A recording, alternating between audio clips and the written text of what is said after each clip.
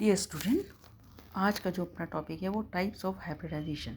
हम types of hybridisation के अंतर्गत हमने पहले sp hybridisation, sp2 hybridisation, sp3 dsp2 sp3d इन सब के बारे में चर्चा करी। sp3d हाइब्रिडाइजेशन के बारे में हम और भी एग्जाम्पल को हम आज डिस्कस और करेंगे। तो इसमें जो हमने पहले जो एग्जांपल लिए थे PCl5 SF4 हमने डिस्कस कर लिया था। अब आज हम इसी का जो पार्ट डिस्कस कर रहे हैं वो है ClF3 chlorine trifluoride. Chlorine trifluoride में हम देखें तो इसमें सेंट्रल एटम क्या है, क्लोरीन है, जिसमें 3 फ्लोराइड आयन जो है वो आपके सिंगल कोवेलेंट बॉन्ड द्वारा जोड़ करके जुड़े हुए हैं। तो क्लोरीन का जो कॉन्फ़िगरेशन हम देखें और इसमें क्या है sp3d हाइब्रिडाइजेशन पाया जाता है। तो क्लोरीन के जो कॉन्फ़िगरेशन देखें तो ग्राउंड स्टेट में क्या है, इसमें 3s2 3p5 और एक्साइटेड स्टेट में एक p ऑर्बिटल का जो इलेक्ट्रॉन है वो एक्साइट होकर कहाँ जा रहा है, d ऑर्बिटल में जा रहा है, जिससे ये sp3d हाइब्रिडाइजेशन का निर्माण कर रहा है।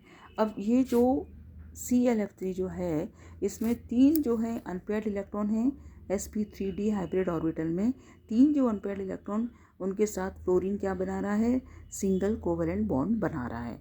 अब 2 इसमें क्या है, लोन पेयर ऑफ इलेक्ट्रॉन है। 2 इसमें क्या है, लोन पेयर ऑफ इलेक्ट्रॉन है जो बॉन्ड बनाने में भाग नहीं ले रहे। तो इसकी जो है, हालांकि ClF3 के लिए कई सारी स्ट्रक्चर पॉसिबली हो सकती है, या तो lone pair electron equatorial position पे हो या एक्सियल पोजीशन पे हो। तो ये हमें देखना पड़ेगा कि ये लोन पेयर ऑफ इलेक्ट्रॉन दोनों किस पोजीशन पे हो।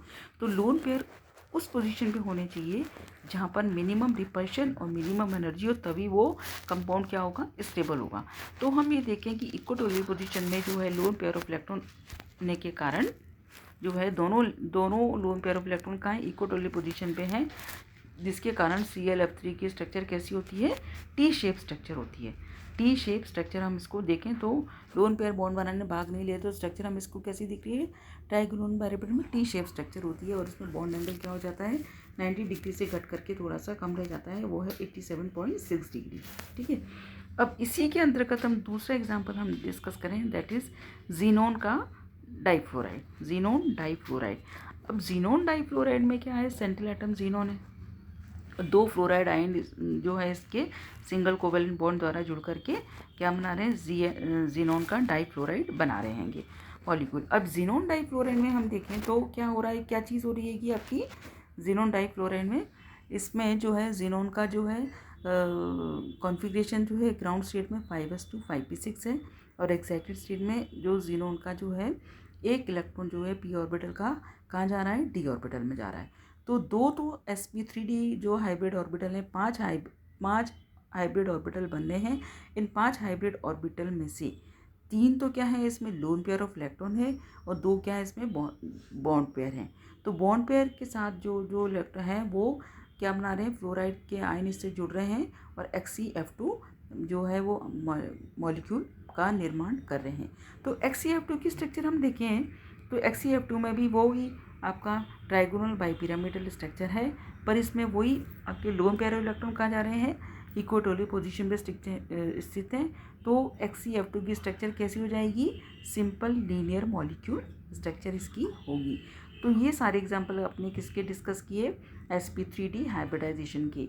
अब एक और एग्जाम्पल है, वेरी कॉमन एग्जाम्पल है I3-। ये हमेशा ही क्वेश्चन इसमें पूछा जाता है, structure of try iodide ion. Iodide को जब हम पोटेशियम आयोडाइड के जलीय विलयन में घोलेंगे तो ट्राइड आयोडाइड आयन हमें प्राप्त होगा, और ये पॉलीहैलाइड आयन होता है। ये क्या है, पॉलीहैलाइड आयन। पॉलीहैलाइड जब नंबर ऑफ जो आयन की संख्या एक से अधिक हो तो हम उसको क्या कर रहे हैं, पॉलीहैलाइड कहते हैं। तो I3 आयन में क्या है, सेंट्रल एटम क्या है, आयोडीन ही है, सेंट्रल एटम आयोडीन ही है, और इस पर आपका चार्ज क्या है, I3-। ठीक है। अब इसमें भी हम देखें तो इस प्रकार के जो I3- में भी जो है बॉन्ड, जो इसमें भी वही 2 जो है वो जो 3 तो लोन पेयर हैं, और 2 क्या हैं, बॉन्ड पेयर हैं। तो लोन पेयर तो अगेन बॉन्ड बनाने में भाग नहीं लेते, और बॉन्ड पेयर बॉन्ड बनाने में भाग लेते हैं।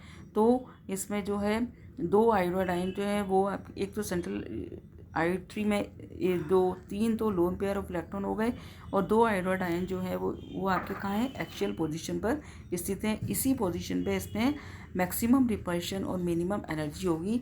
तो ये हमें ये जो आयोडाइड आयन क्या होगा, इसकी स्ट्रक्चर कैसी होगी, लीनियर मॉलिक्यूल होगी विथ बॉन्ड एंगल कितना है इसमें जो है वो 180 डिग्री का है। ठीक है, तो दोनों जो आयोडाइड परमाणु कौन सी पोजीशन पे है, इसकी एक्सियल पोजीशन पे है। तो ट्राई आयोडाइड आयन की स्ट्रक्चर कैसी होगी, लीनियर मॉलिक्यूल होगा और ये sp3d हाइब्रिडाइजेशन का एग्जाम्पल है। तो sp3d हाइब्रिडाइजेशन के अंतर्गत हमने जो एग्जाम्पल डिस्कस किए, सबसे पहला PCl5, then SF4, then ClF3, XCF2 और ये I3-, ये तो कुछ एग्जाम्पल हैं। ठीक है, थैंक यू।